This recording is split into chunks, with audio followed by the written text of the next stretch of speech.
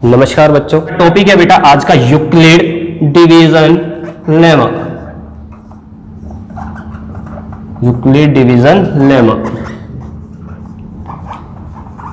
अब देखिए, पहले अपन यूक्लिड के बारे में थोड़ा सा जान लेते हैं। यूक्लिड कौन था? यूक्लिड एक ग्रीक मैथमेटिशियन था। इसने एक तरीका बताया था मैथमेटिक्स को एक नए तरीके से पढ़ सकते हैं, और उस मैथमेटिक्स को जो पढ़ने का तरीका बताया था उसने इसको कह दिया यूक्लिड। अब देखिए, इसने क्या करा था, मैथ में 13 बुक लिखी। 13 बुक लिखी, उन बुकों का नाम था एलिमेंट, जिसके लिए जाना जाता है। अब देखिए, इसने क्या करा, इसने डिवीजन के बारे में बताया था, और इस लेमा के बारे में अपन पढ़ते हैं। लेमा क्या होती है पहले, फिर उससे आगे बात करेंगे। देखिए lemma,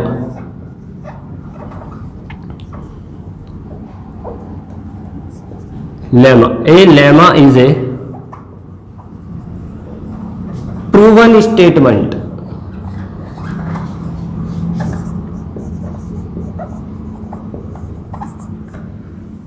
used for proving another statement।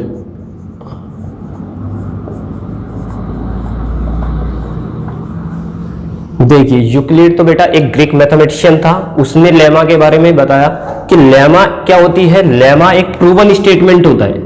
जैसे हमको दिया होता है कोई स्टेटमेंट जो कि प्रूव होता है, इसकी हेल्प से हम दूसरे स्टेटमेंट को प्रूव करते हैं। अब देखिए आगे, यूक्लिड ने अब इससे आगे क्या करा। यूक्लिड का जो यूक्लिड डिवीजन लेमा है बेटा, ये बेस्ड था डिवीजन एल्गोरिथम पर।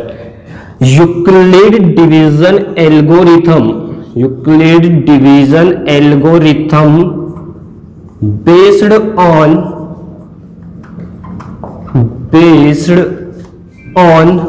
Division algorithm.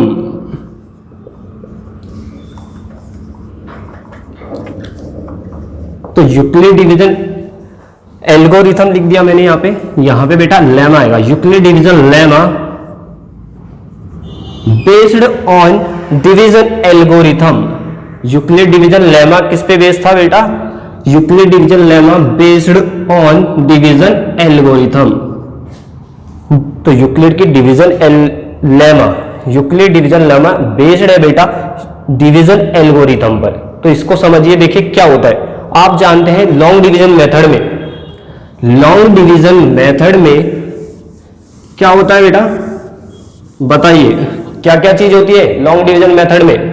Long division method में हमारे पास जो बीच में आता है उसको क्या बोलते हैं बेटा? डिवाइडेंट बोलते हैं, डिवाइडेंट। और जिसका डिवाइड करते हैं उसको बोलते हैं डिवीजर, उसको बोलते हैं डिवीजर।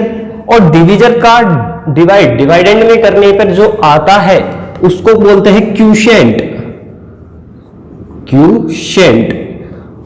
और डिवाइड करने के बाद जो बचता है बेटा वो क्या कहलाता है? रिमाइंडर, रिमाइंडर कहलाता है। तो आप ये सब जानते हैं। देखिए, इससे अपन एक फॉर्मूला लिखते हैं जो आपने पढ़ा है 7th, 8th, 6th क्लास में भी। और देखिए क्या होता है बेटा, dividend equal to divisor into quotient plus remainder, remainder. अब देखिए, यूक्लिड ने सिर्फ इतना कहा, उसने कोई पॉजिटिव नंबर ले लिया, कोई पॉजिटिव इंटीजर ले लिया या नंबर ले लिया, उसने उसको डिवाइडेंट बोल दिया। उस डिवाइडेंट नंबर को उसने क्या माना बेटा? ए मान लिया। क्या मान लिया बेटा? ए। और डिवीजर को उसने बी माना, क्यूशेंट को क्यू लिख दिया, क्यू से डिनोट कर दिया, और रिमाइंडर को उसने आर से शो करा। तो देखिए यूक्लिड ने क्या करा बेटा, डिवाइडेंट को ए मान लिया, डिवीजर को बी मान लिया, क्यूशेंट को क्यू माना, और रिमाइंडर को उसने आर से डिनोट कर दिया। तो उसने इसको बना के एक फॉर्मूला लिख दिया जो इस पे ही अप्लाई है। तो देखिए डिवाइडेंट क्या बन गया बेटा? ए बन गया। डिवीजर कितना बन गया? बी इंटू क्यू, तो बी क्यू प्लस आर। लेकिन यहां पे उसने कंडीशन लगाई आर में, कि आर में क्या कंडीशन सेटिस्फाई करेगी। उसने बताया जो हमारा रिमाइंडर होगा बेटा वो 0 भी हो सकता है, उससे बड़ा भी हो सकता है, लेकिन डिवीजर से बड़ा कभी भी नहीं होगा। तो उसने लिखा रिमाइंडर इज ग्रेटर देन 0 और equal but less than divisor, और डिवीजर हमारा किससे डिनोटेड किया उसने बेटा, बी से डिनोट कर दिया। तो आपको यह समझ में आया होगा कि जो हमारा यूक्लिड डिवीजन लेमा था वो बेस था डिवीजन एल्गोरिथम पर। तो हमने देखिए लॉन्ग डिवीजन से लिखा डिवाइडेंड, डिवीजर इधर, क्वोशिएंट इधर और रिमाइंडर इधर। इससे एक फॉर्मूला बनता है, डिवाइडेंड कैसे निकलता है बेटा, डिवाइडेंड निकलता है divisor into quotient plus remainder. अब यूक्लिड ने बस एक इंटीजर या एक नंबर ले लिया और नंबर को उसने डिवाइडेंड कहा और उसको रिप्रेजेंट किया उसने ए से, और डिवीजर को उसने क्या कहा बेटा, बी कहा, और क्वोशिएंट को उसने क्यू से डिनोट कर दिया और रिमाइंडर को उसने आर से डिनोट कर दिया।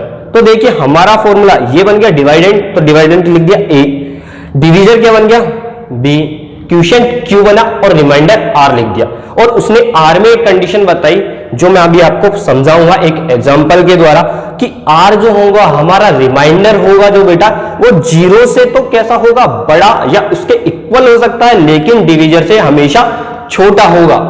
तो देखिए आप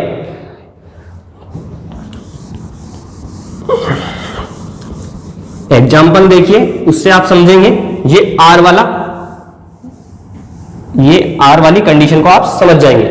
देखिए अपने पास बेटा एक नंबर है, या मैंने पहला नंबर लिया बेटा 3, दूसरा नंबर मैंने लिया 4 और थर्ड नंबर लिया बेटा मैंने 5 और फोर्थ नंबर मैंने ले लिया 6। ये मैं यहां शो कर रहा हूं आपको। अब इन्हीं नंबरों में, इन सभी नंबरों में मैं डिवाइड कर रहा हूं बेटा 3, मेरा डिवीजर क्या ले रहा हूं 3। देखिए अब इस 3 का डिवाइड कर रहे हैं अपन इस 3 में, तो देखिए 3 बन जा 3, 1 टाइम गया बेटा, रिमाइंडर क्या आ गया 0 आ गया, कोई दिक्कत नहीं। इसमें भी अपन किसका डिवाइड करेंगे 3 का डिवाइड करेंगे, तो 3 का डिवाइड अपन ने इसमें किया। देखिए 3 बन जा 3, 1 क्वोशिएंट 1 आ गया, रिमाइंडर क्या आ गया बेटा 1। अब इस 5 में भी किसका डिवाइड कर रहे हैं बेटा 3 का, तो देखिए 3 का अपन ने डिवाइड कर दिया, 3 बन जा 3, 3 2 जा 6, 6 बड़ा हो जाएगा इसलिए हमने यहां बेटा 3 लिखा, माइनस कर दिया, 1 टाइम गया, रिमाइंडर आ गया 2। अब देखिए नंबर आ गया 6, 3 का ही डिवाइड करना है, 3 बन जा 3, 3 2 जा 6, 2 टाइम्स गया, लेकिन रिमाइंडर हमारा क्या आ गया बेटा 0।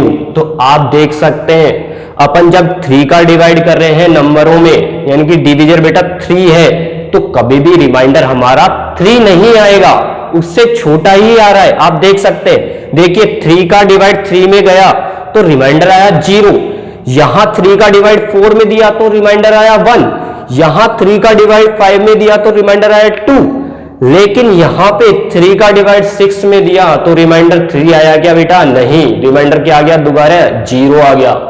तो आप याद रखें यूक्लिड ने ये कंडीशन लगाई थी, जो हमारा रिमाइंडर होगा वो डिवीजर से हमेशा छोटा ही आएगा, ये आपको याद रखना है। तो ये कंडीशन यहां से सेटिस्फाई होती है, तो आपको समझ में आ गया होगा जो रिमाइंडर होगा बेटा आर, वो हमेशा बड़ा होगा या इक्वल होगा 0 से, लेकिन किससे छोटा हो जाएगा बेटा, डिवीजर, जो किससे डिनोट करते हैं अपन, बी से।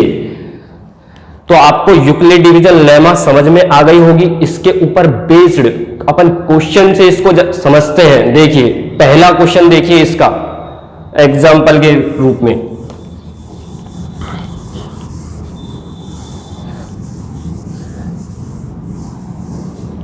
देखिए क्वेश्चन लिखता हूं बेटा, using Euclid division lemma, Euclid's division lemma show that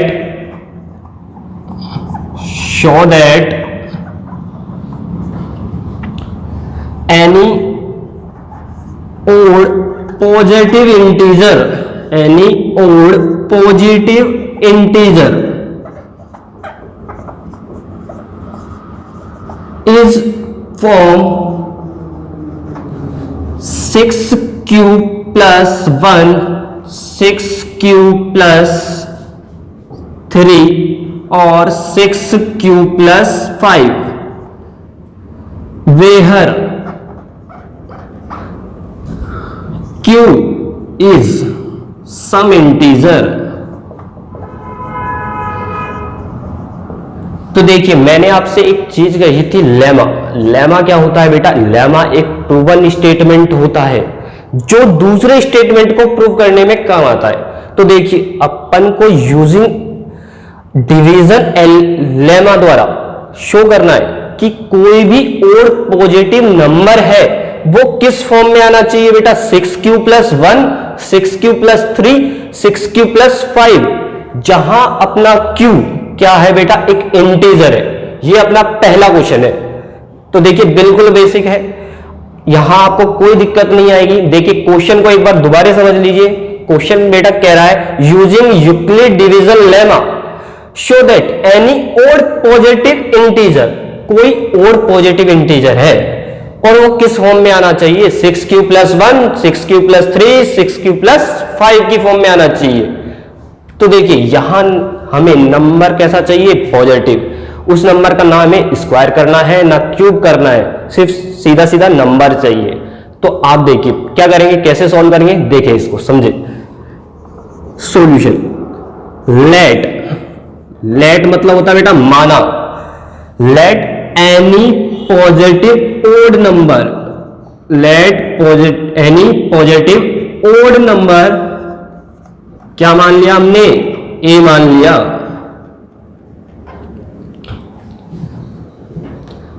अब देखिए, अब यहां हम बी की बात करें तो हम किससे प्रूव करना है बेटा? यूक्लिड डिवीजन लेमा से। तो डिवीजर चाहिए। अब यहां आप देख सकते हैं क्यू के साथ क्या मल्टीप्लाई हो रहा है बेटा? 6। तो हमारा डिवीजर क्या बन जाएगा? 6 बन जाएगा। तो b इक्वल टू क्या हो गया बेटा? 6 हो गया।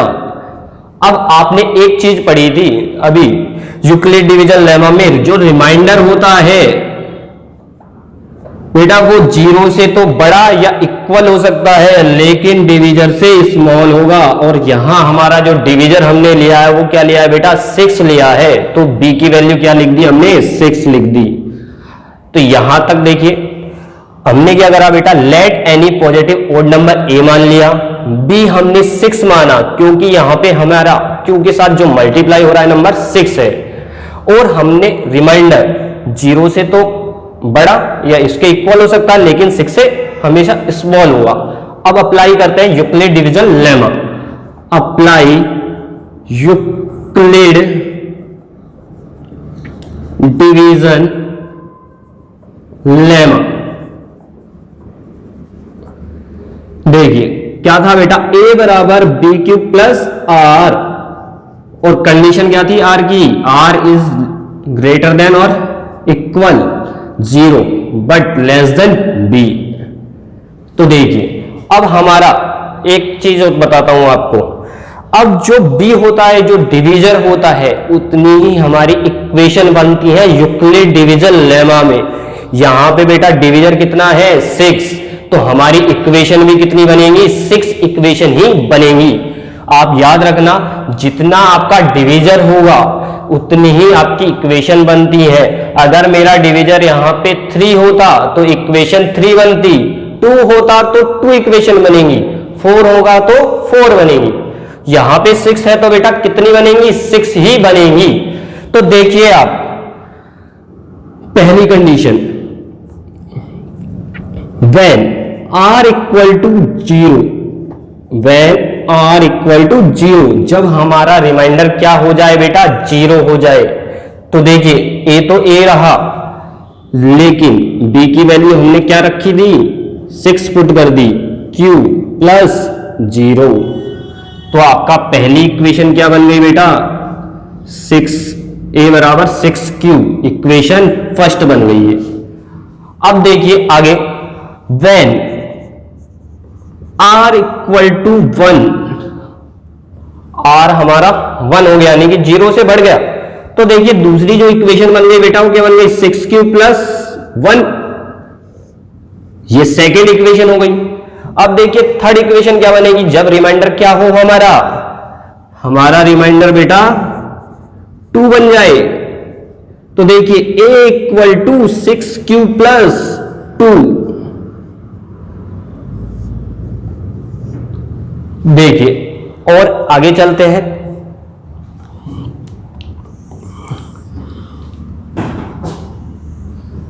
देखिए बेटा अब मेरा रिमाइंडर मैंने 0 ले लिया, 1 ले लिया, 2 ले लिया, उससे आगे भी जाएगा क्योंकि कंडीशन हमारी यही कह रही है कि हमारा जो रिमाइंडर है वो 0 से तो बड़ा लेकिन 6 से छोटा, और 6 से छोटा क्या होता है 5।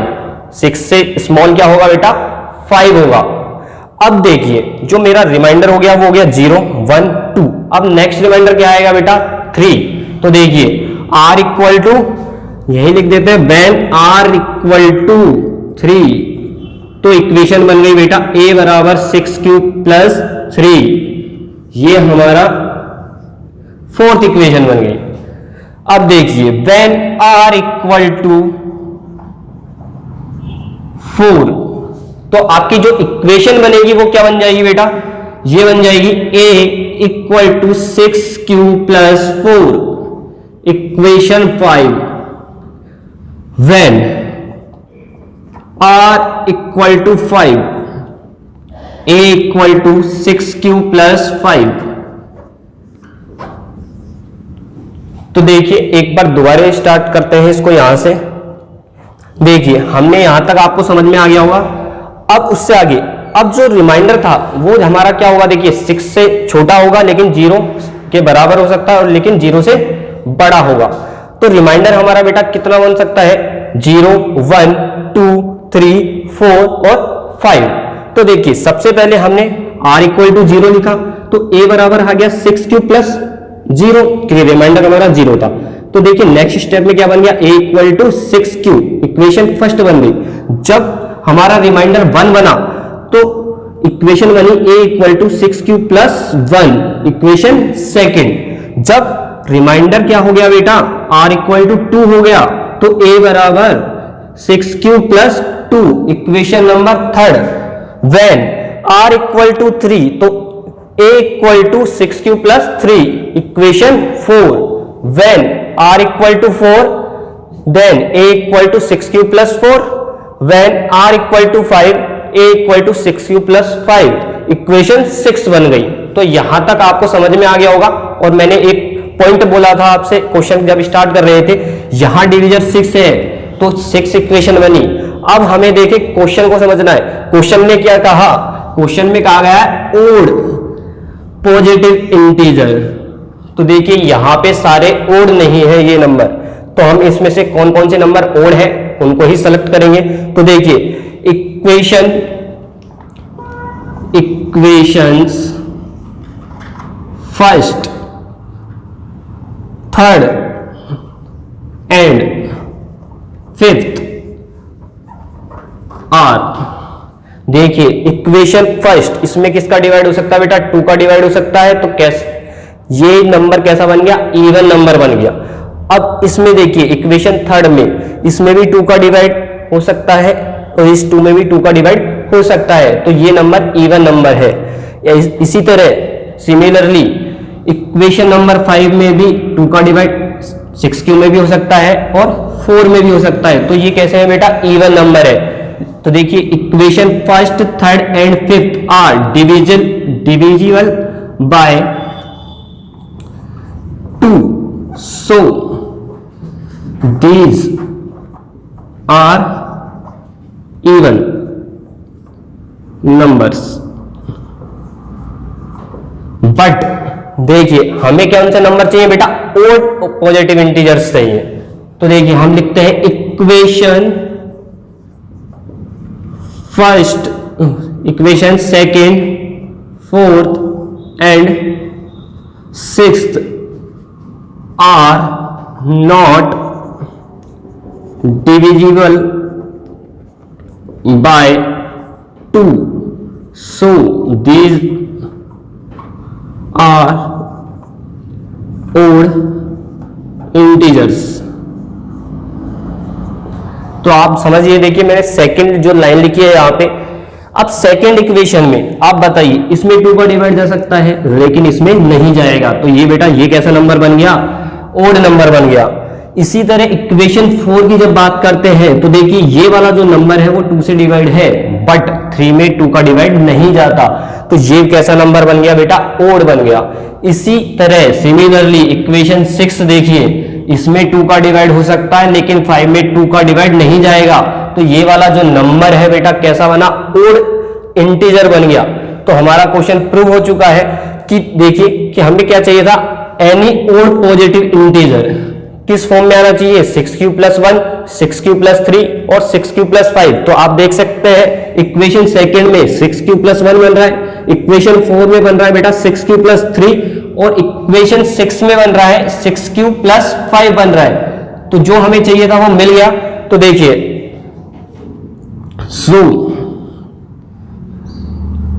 so any odd positive integer